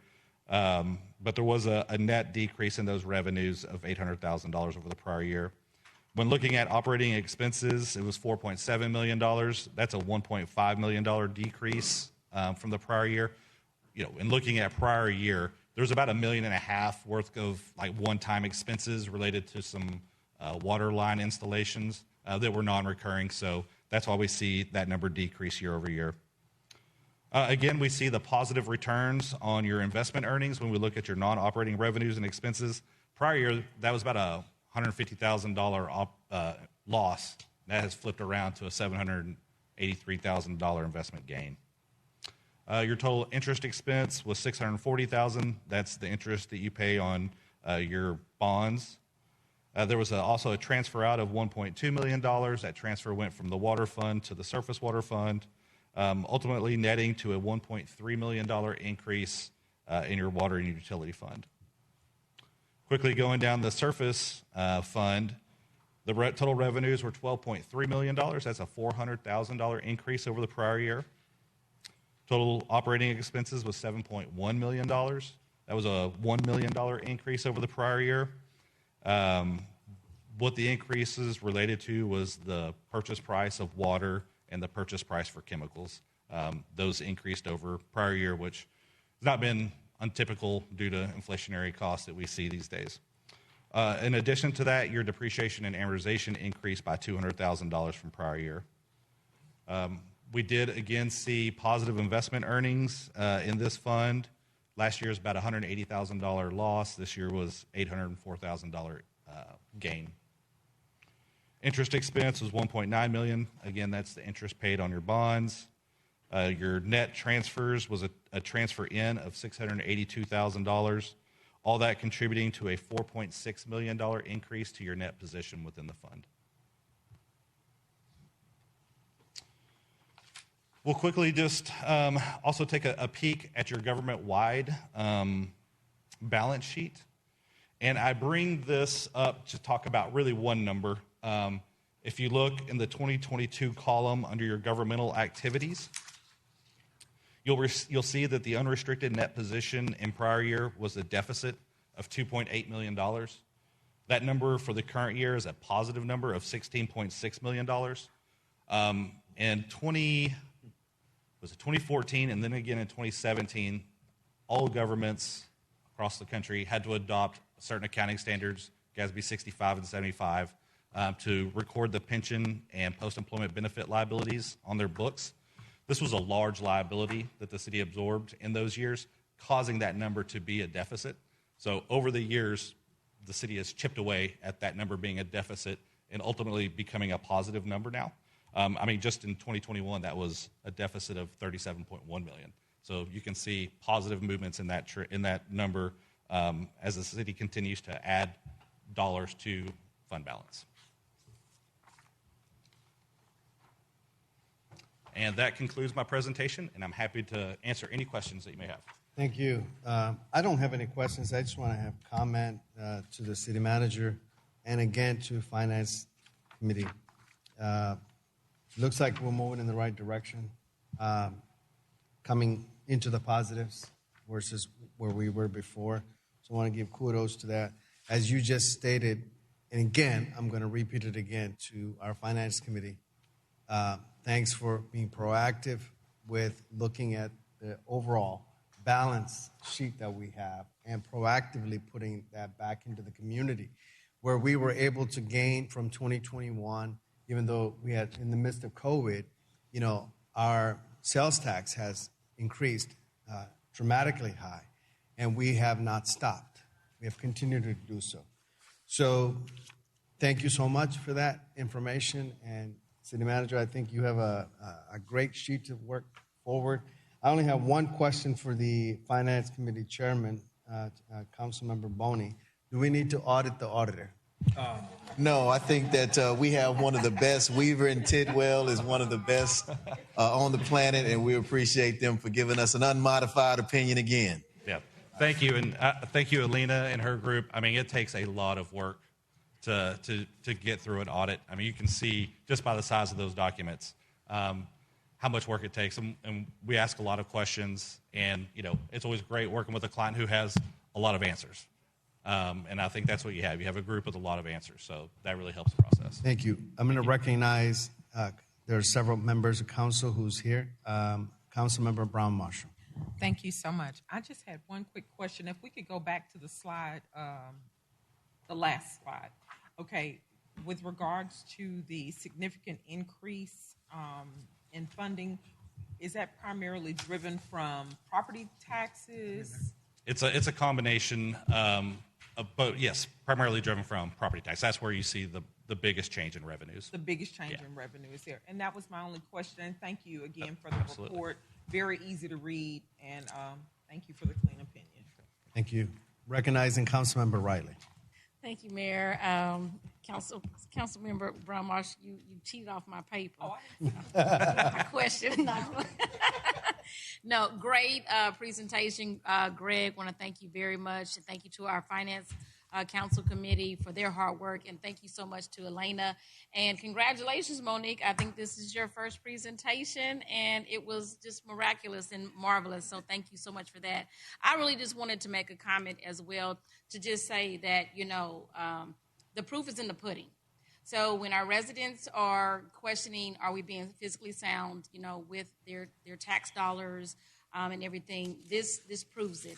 And again, I said it in my last comment with the other report, and I'll say it again with this one, is I believe that, we as council are really working hard along with our staff and our executive team. They are doing an outstanding job to make sure that we are focused on doing the right thing for our residents and making sure that we are being physically sound and responsible with their tax dollars. And this is proof of that.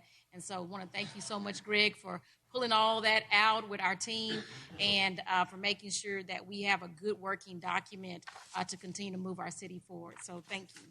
Thank you. Recognizing Councilmember Emery. Yeah, the only thing I'd say is when you presented the audit findings and you said clean, our city manager's eyes lit up, believe me, because that's music to a financial organization's reflection of the job that they've done and they're continuing to do. Absolutely. So congratulations to our city manager and all of our financial people for a job well done. Thank you. Recognizing Councilmember Maroulis. Councilmember Emery just mentioned it. Monique, staff, thank you guys. You came on board. You had to learn the system. You had to find all the money and where it was being hidden. And you walked us through this, and it's an honor to serve on council to have a clean opinion. The report states, based on test work performed in these areas, no material misstatements or significant deficiencies or material weaknesses in internal controls were found. Home run. Thank y'all. Drop the mic. Recognizing Councilmember Boney. I just wanted to concur with my colleagues. Thanks so much to the finance team, the entire finance team. Monique coming in. The city manager, this is your first full completed audit under your watch as well. Many times we've been so spoiled and accustomed to having Elena at the helm and congratulating Elena. And this was presented to us in our finance committee meeting earlier, and she indicated that she had nothing to do with this.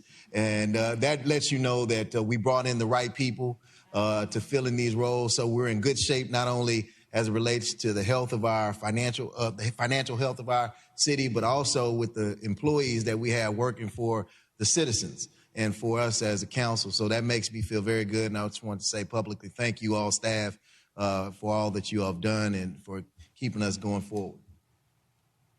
All right. Thank you. I know we thanked everybody, but there's one person I think it's by mistake that we left out, Bertha. Bertha has done a lot of work in working with city council and city manager, and of course our assistant city manager, preparing these budgets. So it would not be fair not to thank her. So that's it. Well, thank you, sir. Thank you. All right. Thank you.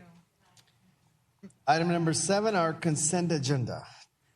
Is there a motion to approve the consent agenda? There's been a motion by. I'm going to take There's been a motion by Councilmember Brown Marshall. Is there a second? Mayor, may I state my motion? Yes, please. I'm sorry. Thank you. I'd like to make a motion to accept items 7B through 7F.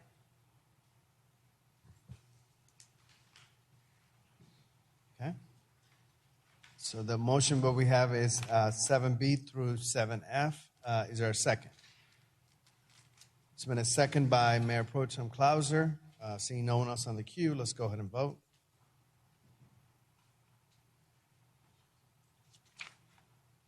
Okay. All right, we're going to go now back to consent agenda, item 7A, consideration and possible action to approve the City Council regular and special meeting minutes of March 4th, 2024. Councilmember Brown Marshall. Yes, Mayor, I make a motion that we accept item 7A. Okay, so there's been a motion by 7A. About 7A. Motion by Councilmember Brown Marshall, seconded by Councilmember Emery. And seeing no one else on the queue, let's go ahead and vote.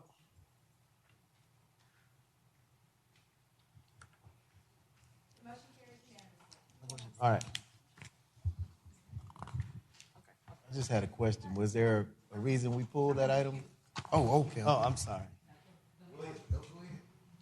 No.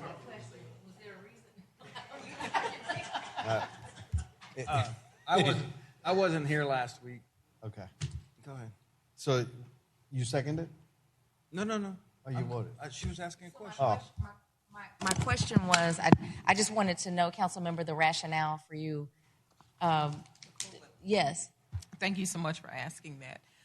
My colleague mentioned that he was not here, and he wanted to have an opportunity to vote on everything else, but he was okay in the end with accepting the minutes as well. Do you want to change your vote? No. What I seconded, right? And then I said, it's probably best that I don't. Although I read it, I said, I'll let you guys because y'all were here. And then that's how it went. So it was my trigger. Sorry. All right. Okay, moving on to item number 9, right? Number 9, City Council comments. Before anyone starts, I'm going to start today. So if we can put on 3 minutes. Because, and the reason I'm going to start, there's a reason why. I think, first of all, let me just talk about on Sunday, March 17th, there was an article that came out that showing that Missouri City has been named and recognized as one of the small Texas cities in the up-and-coming hotspots, according to a national study that was done. And, of course, it goes into New Braunfels outside of San Antonio and Georgetown near Austin. Those are the cities with the two of the cities with the highest median household incomes. But when you come down to other cities that has been recognized in the Texas, ranked as high as in the up-and-coming hotspots included Mansfield, Cedar Park, Missouri City, and Temple. So congratulations to all the staff, all my colleagues. Up-and-coming is a spot that we hear outside in the community, that Missouri City residents always talking about Missouri City is moving in the right direction. So I think this was surprising to me, that not surprising that we got it, but surprising that of all the cities that they named Missouri City as one of the highest ranking. So I want to recognize that. And the reason I picked up this council comment first, is I think it's fair for me to address our council member, Jeffrey L. Boney, has been selected, another pioneer in the making. We've never had this before, as a vice chair of the major national federal advocacy committee for the National League of Cities. And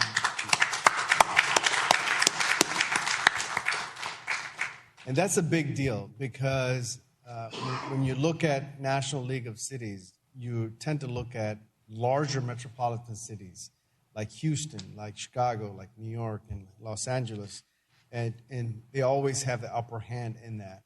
But to be able to have someone from our city, our city, even though we're growing, it's a major accomplishment in my opinion.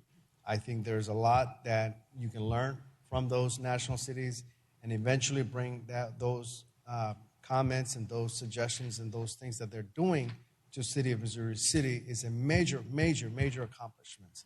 So as the cities, and I knew he might have get the opportunity before me and say that I've been appointed. So I wanted to cut him and say it up front first.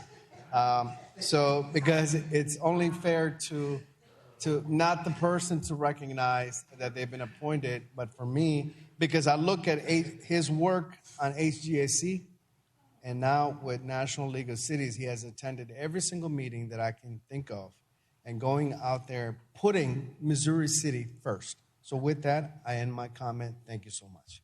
Now we're going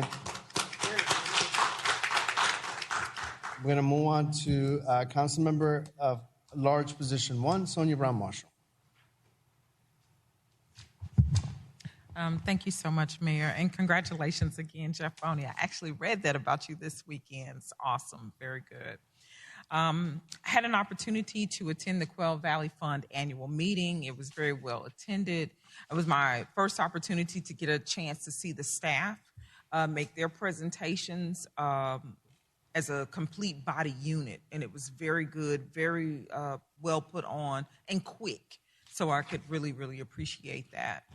Had an opportunity to attend City of Sugar Land Councilman Nashad Kamali's Iftar celebration in honor of Ramadan.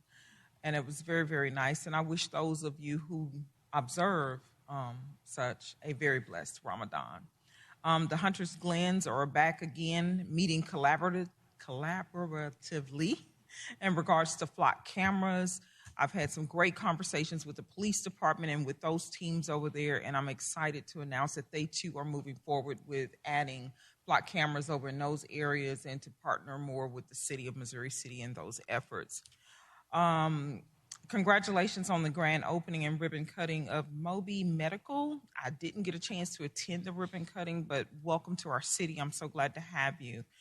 And lastly, Councilmember Maroulis, I took you up on your suggestion and I tried Oh My Burger on last Friday, and it is pretty good. Thank you for putting it out. Oh my.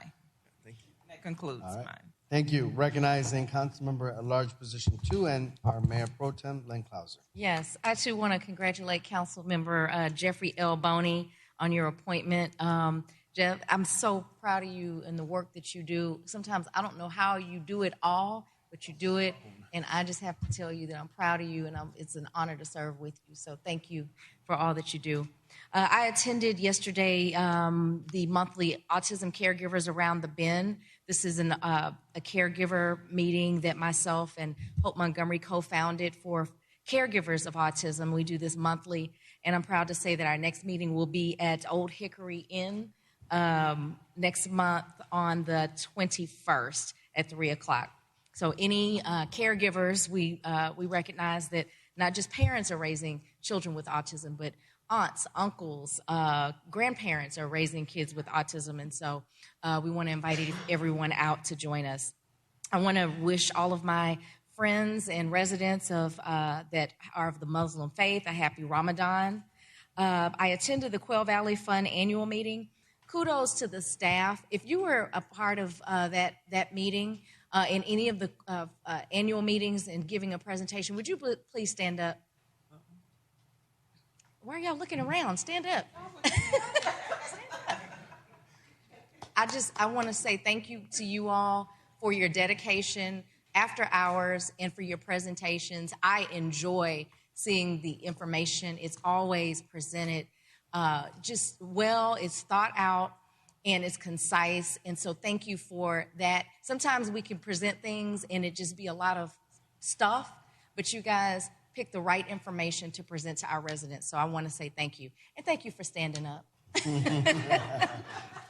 March 25th is the Greek Independence Day. So happy Independence Day. And thank you for that presentation. It's always wonderful to learn about other cultures and the why behind. So I appreciate that, and thank you so much, and hopefully we'll continue to do that. Thank you. Thursday, the 21st, is World Down Syndrome Day. So I think everybody wears socks on that day, like colorful socks. So please just be reminded and keep everyone who has a loved one with Down syndrome in your thoughts, and celebrate those individuals. On Friday, I will be emceeing the Literacy Foundation of Fort Bend's gala. John Quinones, who is the host of What Would You Do, is going to be the keynote speaker. And so I might be a little starstruck, so I got to stick to my script. But I just appreciate the Literacy Foundation of Fort Bend for having me. And lastly, on Saturday, I invite everybody to the Edible Earth Festival. It's going to be from 9 to 12. It's a free event in Oyster Creek Trail. Fruit trees, bring your baskets, activities, crafts for the whole family. And that concludes my report. Thank you. Recognizing Councilmember District A, Monica Riley. Thank you, Mayor. And I, too, congratulations to our keynote speaker, Jeffrey L. Boney. I am looking forward to your closing remarks and the speech that you will make. I, too, attended our Iftar celebration. Happy Ramadan to all of our Muslim friends. On behalf of Sugar Land City Council Member Nashard Kamali, was well attended, as always. Also attended the Quail Green West HOA meeting. Thank you so much to Charity and Troy Carter for a wonderful Black History Month and all the Black excellence and celebrations that took place. We couldn't have done it without you in our wonderful Parks and Communications Department. Happy Women in History Month, and thank you so much, Mayor, for that amazing and very beautiful dedication to all of us that serve in the city of Missouri City that are women. I hope everybody enjoyed their spring break and the rodeo and all of the funnel cake and turkey legs that you can stand. I didn't go this year. I sent my kids like 8 times. And so I want to say thank you to our CDAC leader, Ms. Marissa over there, and Jennifer Gomez for a wonderful CDAC community development and all the rest of the acronyms that go with it. Serve on that committee with our chair, Jeffrey L. Boney and Sonia Brown Marshall, Councilwoman. And I really appreciate that very thorough report that you gave us and all of the work that we're doing to commit to our community. Happy St. Patrick's Day. Hopefully everybody came to work sober today after their green drinks. Happy Greek Independence Day to the entire Greek community. You know, I was going to say it, but I just feel like I'm going to mess that up and say the wrong thing. So what he said. And then I also want to say thank you so much to our fire department. Our chief brought us these really cool hats. After I told him I had cool hats from the police department, he brought us cool hats from the fire department. So go ahead on, Chief Pertita. We really appreciate you. And that concludes my announcement. I can't believe I finished with like 50 seconds. Mm-hmm. Take it away. All right. Thank you. Recognizing Councilmember District C, Anthony Marules. Okay. I want to thank Sashi, the chiefs, and the sheriff of Fort Bend County, and Angel for meeting with us and a resident in Siena who got struck by a car and unfortunately lost their dog. We've done a full evaluation of the intersection. Thank you, Sashi, for jumping all over that. The overall message is this is our city. Let's be safe. We're running red lights. We're running stop signs. We're running over people and dogs. This is our community. Take your time. Take 5 and just chill, please.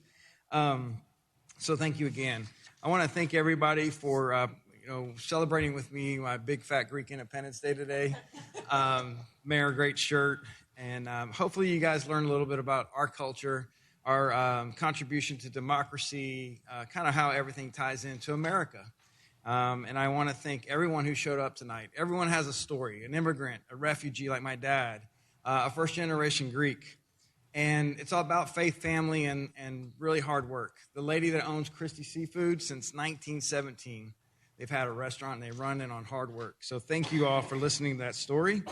There's a lot of fraternities. You all are Greek with me. So, my alphabet's your fraternity and sorority. So Omegas and all that, AKA whatever. And I want to say especially thank you to Dimitri Fetokakis from Nico Nikos, who donated the baklava for staff and residents, who donated our food. He didn't have to do that, but he complimentary did that to celebrate with us. And so go eat local at Nico Nikos in Houston. We'll try to get him here. Thank y'all. Recognizing Councilmember District D, Floyd Emery. Well, I also attended the annual HOA meeting for Quill Valley Fund, and I had my associates, Lynn Clauser and Sonia Brown Marshall, join us. And again, it was a very structured presentation by the staff. I think it brought out a lot of information to the folks that were there at the meeting. So again, I think that was hopefully kind of a template for what we can see for some of the other presentations that will be made. And again, congratulations to Jeffrey Boney for all of his achievements. All I can say is when I grow up, I want to be just like him. And that's my presentation. All right, sounds good. City Secretary, so there's about 2 minutes from Councilmember Emery, 47 seconds from Councilmember Riley. Your stage. Oh, there you go. Giving all honor to God.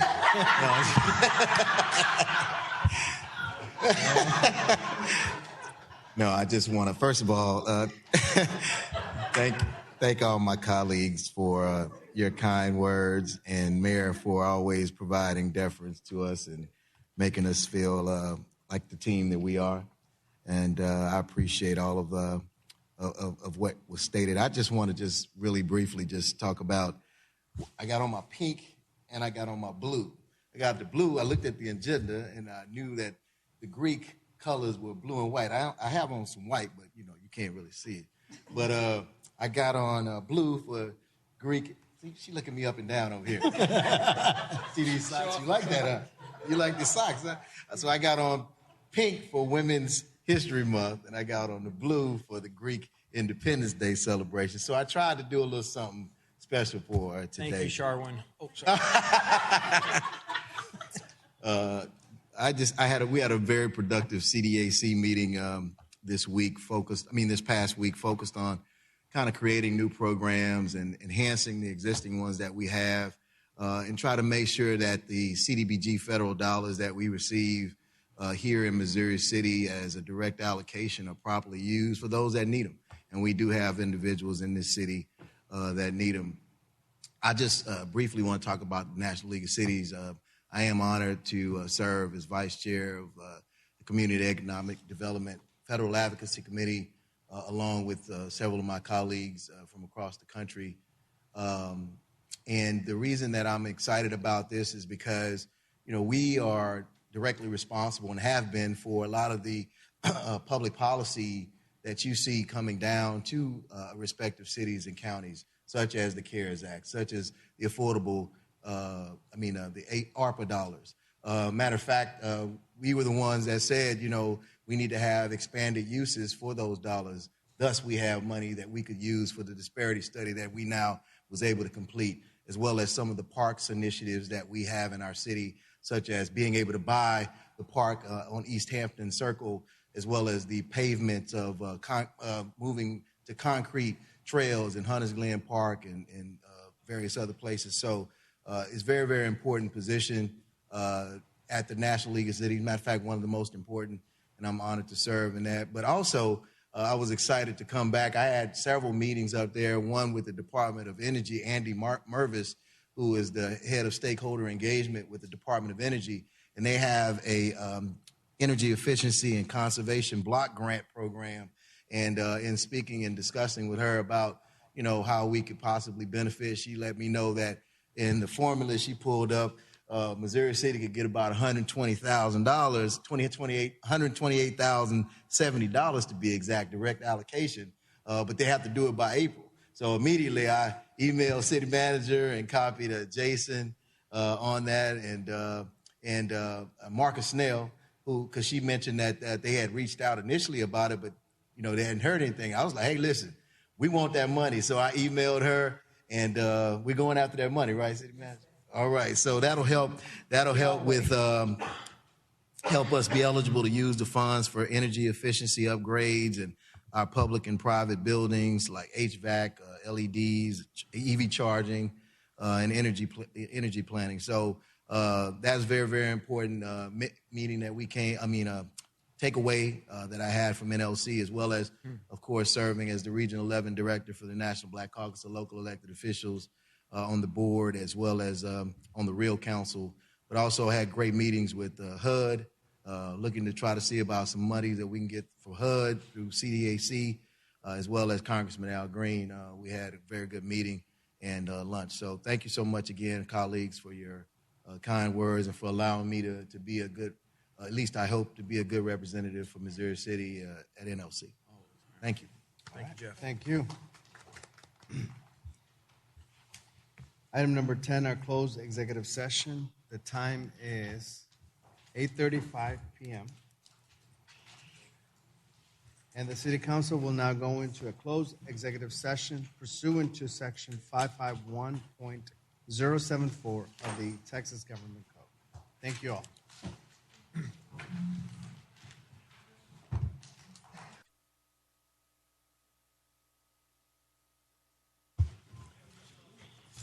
The time is 9:42 p.m. City Council will now get back into the regular meeting with no further business and hearing no objections. This meeting is adjourned at 9:42 p.m. Thank you so much.